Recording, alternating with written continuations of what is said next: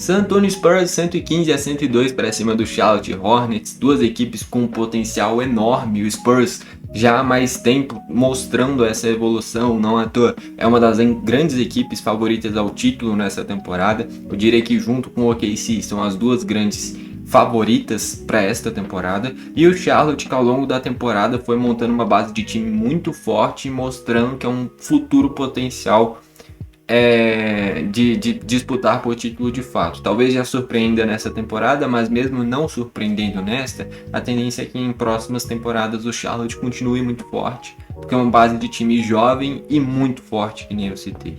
Enfim, um jogo em que o Spurs levou uma margem superior a 10 pontos pro intervalo, e aí no retorno do intervalo, ao longo do segundo tempo de partida inteiro, o Charlotte ameaçou encostar de vez em quando. No último quarto, onde o Miles Bridges estava voando, o Charlotte encostou de fato, chegou a ficar próximo do placar, mas depois disso o Spurs retomou a tranquilidade dentro do jogo e transformou isso na vitória.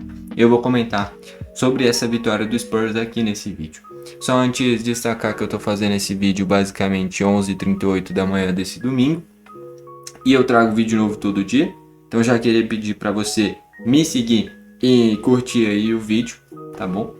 Destacar também que eu tenho dois canais sobre NBA, que é o 21 NBA Club e o 42 NBA Club. Aqui eu vou comentar sobre essa vitória do Spurs sobre o Charlotte Hornets. No outro canal eu vou comentar sobre a vitória do Los Angeles Lakers sobre o Denver Nuggets. Talvez o jogo mais emocionante da temporada. Eu indico, assim, de verdade que você vá ver aquele vídeo, porque o Lakers estava perdendo o jogo, o Austin Rivers faz milagre no tempo normal, leva o jogo para prorrogação, e no último segundo da prorrogação, o Luka Doncic faz o game winner para dar a vitória para o Lakers. Foi de fato um jogo incrível que terminou com a vitória do Lakers, tendo o Doncic e o Austin Rivers carregando o Los Angeles Lakers. Tá bom? Fica essa sugestão aí. Destacar também que para quem gosta do Spurs, eu separei uma camisa do San Antonio Spurs e deixei o link aí nos comentários. Beleza? Vamos lá ver aqui os destaques do jogo. Começando pelo San Antonio Spurs.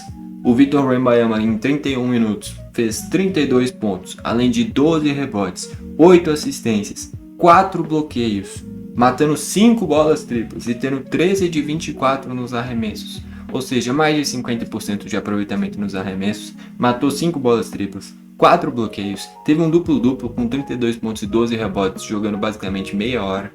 Enfim, um jogo insano. O Wembanyama sem dúvidas o nome da partida.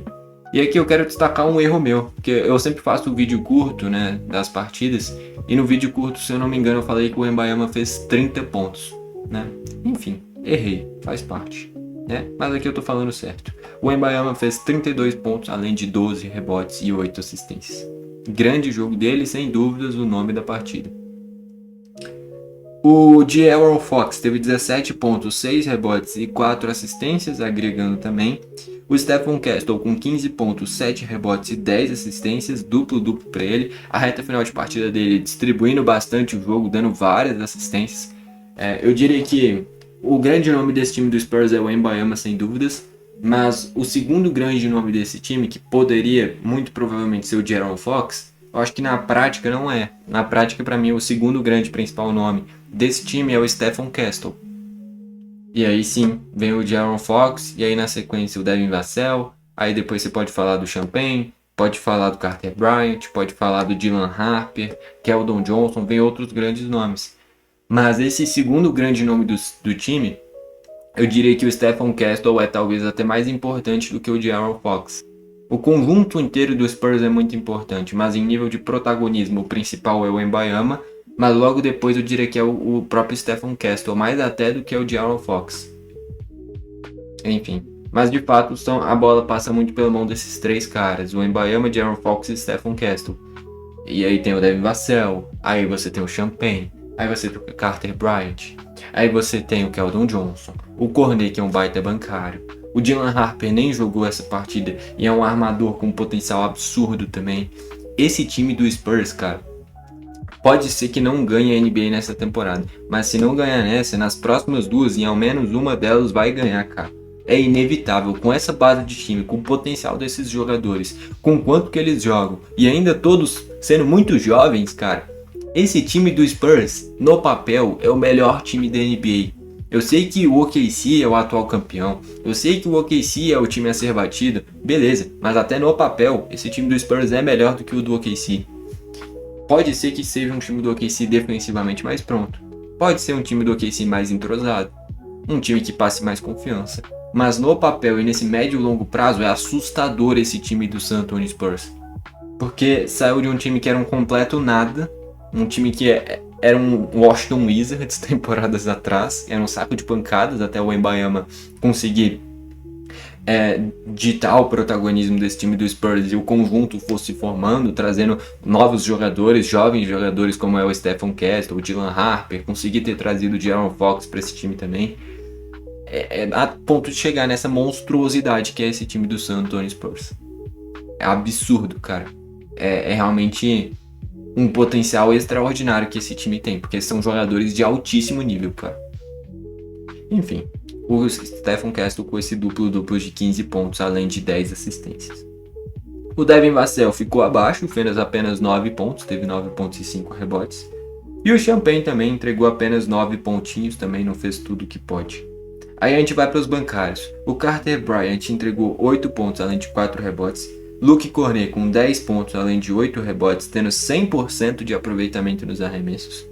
Keldon Johnson com 13 pontos, além de 5 rebotes.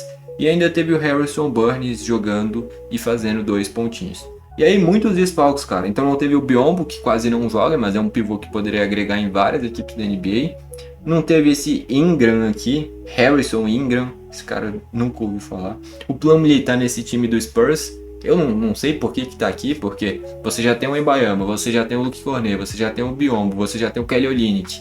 Pra que ter o Plumlee? É muito pivô e exagero nesse time. Isso daqui é algo que o Spurs tem que pensar para dar um certo alívio financeiro. Você tendo ali o Wembanyama, o Luke Cornet e o Kelly Olynyk tá perfeito. O Biyombo e o Plumlee não tem por que estar nesse elenco. Você tá basicamente deixando os caras congelarem no banco de reservas, né? Tem o Waters, que não jogou, o Waters, que é muito bom jogador, era um cara que agregava no banco do Warriors na temporada passada. Tem o McLaughlin, que normalmente entra e desta vez não entrou. O Kelly Olynyk, que é um pivô muito bom, já foi importante em várias equipes, no Pelicans, por exemplo, e aqui no Spurs quase nunca joga. Não teve o Jones Garcia, que eu não faço a menor ideia de quem seja esse cara, e não teve o Dylan Harper, que é um bancário fundamental, um dos melhores bancários da liga e que tem um potencial absurdo, só não joga porque tem caras como De'Aaron Fox e Stephen Castle que estão numa prateleira de altíssimo nível e são mais consolidados. Mas o Dylan Harper também é muito bom jogador e não jogou e mesmo assim o Spurs venceu. E aí a gente vai pro lado do Charlotte Hornets agora. E o Charlotte também tem um potencial absurdo. É porque o Charlotte foi se organizando e mostrando o potencial desse time ao longo desta temporada. O Spurs já vinha construindo esse time e mostrando esse potencial de evolução há mais tempo. Foi um saco de pancadas em temporadas atrás até se consolidar neste momento. Já o Charlotte Hornets foi um saco de pancadas há alguns anos. Mas nessa temporada montou uma base de time muito boa, uma base de time jovem também. Fez reforços extraordinários, como foi trazer o Kobe White, por exemplo, né? Enfim. O cestinha do Charlotte foi o Miles Bridges, que fez 22 pontos além de 4 rebotes. Ele é um cara que é muito questionado por problemas extra-quadra. Mas assim, eu não sou policial, eu não faço parte de nenhum comando de justiça para ficar analisando essa parte extra-quadra. O fato é, dentro de quadra, ele é uma peça importantíssima para esse time do Charlotte Hornets.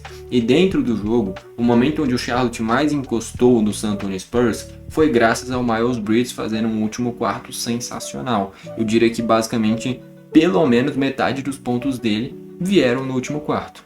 Quase todas as bolas triplas do jogo dele, que ele matou 4, vieram no último quarto. Eu me lembro perfeitamente de pelo menos 3 bolas triplas no último quarto dele.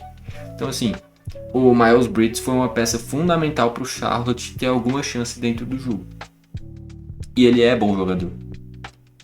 O Conk Nipple fez 20 pontos além de 6 rebotes. O LaMelo Ball teve 17 pontos além de 4 rebotes. O Brandon Miller é a grande decepção do jogo. Jogando 32 minutos, o Brandon Miller teve 6 pontos e 6 rebotes, tendo 2 de 14 nos arremessos.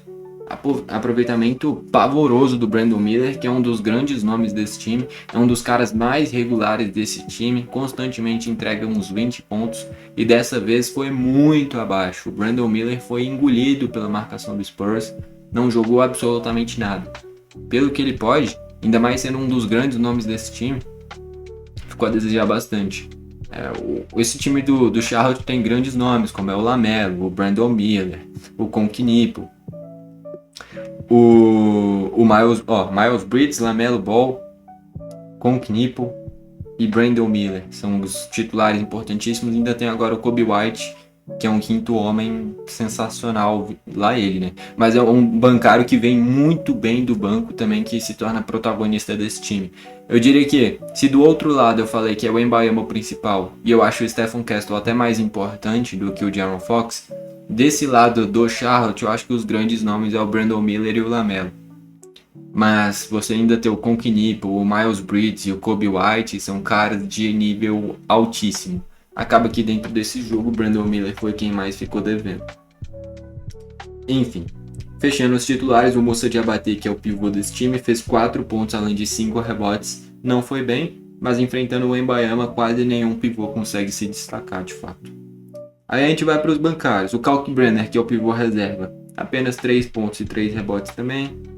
O Josh Green, ex-Dallas Mavericks, teve 6 pontos. O Zion James ficou zerado. Grant Williams, que vem de um mês para cá agregando bastante vindo do banco, teve 6 pontos, mas dentro deste jogo foi mal. Teve 1 de 8 nos arremessos. E o Coby White teve 18 pontos, além de 4 rebotes. Enfim, agregou também, ele que é um dos grandes nomes desse time, vindo do Chicago Bulls na troca pelo Colin Sexton, né? Enfim, é impressionante a quantidade de bloqueios aqui, ó, porque, por exemplo, o Kalkbrenner teve 3 bloqueios, o Grant Williams teve 4 bloqueios, o aproveitamento de arremesso do Grant Williams foi muito ruim, né, 1 de 8, mas 4 bloqueios é algo impressionante para um bancário com pouca minutagem, né?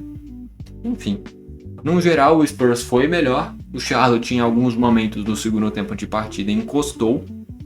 Foi um jogo bem interessante de se assistir. Duas equipes que eu gosto bastante. Se qualquer uma dessas equipes ganhar a NBA, eu vou ficar muito feliz. Porque são duas equipes que fizeram todo esse processo de serem um saco de pancadas até construir um time competitivo e com um potencial muito alto. O Spurs mais consolidado, e é por isso que é um dos grandes favoritos ao título nessa temporada. Se o Charlotte vencer vai ser uma surpresa, mas mantendo essa base de time e começando bem desde o início da temporada que vem, o Charlotte pode entrar como um possível candidato a título na próxima temporada, porque é uma base de time muito forte, que nem eu citei aqui. Brandon Miller, Miles Bridges, LaMelo Ball, Conchinippo, Coby White vindo do banco. Então assim, é um time do Charlotte muito bom também, cara. São duas equipes jovens com um potencial muito alto. O Spurs mais pronto e até por isso venceu. Mas o Charlotte não é porque perdeu que se tem que criar crise. Até porque pelos anos anteriores do Charlotte é uma temporada incrível a que o Charlotte Hornets está fazendo. Não à toa vai chegar nessa fase final de NBA. Vai para o mata-mata da NBA. Vai pegar um play-in ali. Mas enfim. Play-in, deixa eu ver se tem chance de pegar playoffs. Como é que tá a campanha. Passar como é que tá a campanha dos dois. O San Antonio Spurs está na segunda colocação do Oeste, tá com 49 vitórias e 18 derrotas. À frente deles é o OKC com 52 vitórias e 15 derrotas. É uma margem de 3 pontos, 3 vitórias aliás, né? Cara, se chegar em uma final de conferência Spurs contra o OKC, é uma final antecipada da NBA, porque do outro lado não tem nenhuma equipe com o potencial e com a qualidade dessas duas equipes. Então a final da Conferência Oeste, eu já comentei aqui recentemente nos canais, tende a ser mais emocionante até do que a final geral da NBA, porque um OKC Spurs me parece ser muito melhor do que daqui a pouco um OKC Detroit Pistons, OKC Boston Celtics, OKC Knicks, OKC Cleveland. O lado da Conferência Leste tem muito equilíbrio, mas que você olha equipes em um patamar de fato mais absurdo é aqui na Conferência Oeste com o San Antonio Spurs e o OKC. E olha que os times que vêm atrás também são fortes, então o Lakers tendo o Doncic e o Austin Reeves jogando demais. O Houston Rockets que tem um Kevin Durant e daqui a pouco um Sengun em playoffs podendo ser decisivo. O Minnesota Timberwolves, que tem um dos caras mais clutch, mais decisivos da liga, como é o Anthony Edwards. O Denver Nuggets, que tem o Jokic, que para muitos ainda é o melhor jogador da NBA. E aí do outro lado você tem equipes fortes, como é um Detroit, mas é um Detroit que eu não consigo sentir confiança ainda para brigar forte nos playoffs. Pode ser que aconteça, mas eu não sinto isso ainda. Um Boston Celtics que ainda tem que ver até que ponto o Tatum vai chegar em um nível muito alto nos playoffs. O Knicks, que é um time que já começou a oscilar agora, então não dá para confiar muito. Cleveland Cavaliers, que é um time que pode surpreender pelo quarteto muito forte que montou, com o Harden, o Donovan Mitchell, o Mobley e o Jarrett Allen. Um Orlando que daqui a pouco com o banqueiro Desmond Bane e Franz Wagner pode aprontar também. Um Miami com o Adebayo daqui a pouco fazendo mais uma pontuação histórica. O Atlanta Hawks está voando, né? Enfim, no geral essa temporada está bem interessante, mas os grandes favoritos de fato para mim é o Spurs ou o OKC. Quem vencer essa Conferência Oeste provavelmente vai ser uma dessas duas equipes, é a tendência.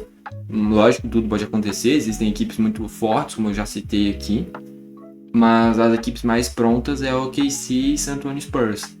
Eu acho que uma dessas duas vai ganhar a NBA, essa é a tendência. São as equipes mais prontas, na minha visão, e que nem eu falei, na minha visão, o San Antonio Spurs é um time com potencial até maior do que esse do OKC. Eu acho mais brilhante esse time do San Antonio Spurs em potencial do que do OKC. Só que o OKC é um time mais consolidado, mais pronto, que você já sabe o que esperar, que tem um Shea que é o MVP, então é por isso que o OKC ainda é o favorito. Mas esse time do Spurs é realmente extraordinário, cara. E o Charlotte não fica pra trás não, tem um potencial absurdo também. Mas eu acho que não pra essa temporada ainda. Pra brigar por título. Mas nunca se sabe, né? Enfim, dentro desse jogo, o Wembanyama doutrinou, arrebentou, foi o nome do jogo. E com isso, vitória do San Antonio Spurs. Bom, foi esse o vídeo. Valeu e falou!